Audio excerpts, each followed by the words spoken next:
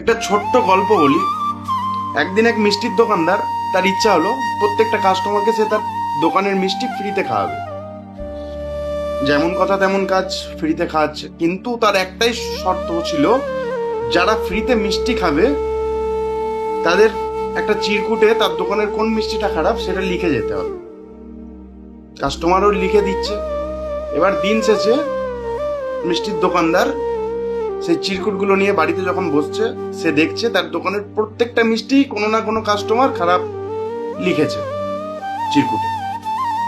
অথচ এই কাস্টমারগুলোই প্রত্যেক দিন তার দোকানে মিষ্টি টাকা দিয়ে কিনতে আসে, লাইন দিয়ে দাঁড়িয়ে থেকে মিষ্টি কিনে।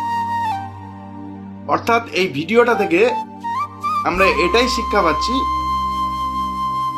যে মানুষকে খুঁত ধরার যদি সুযোগ দেন, সে খুঁত ধরবে।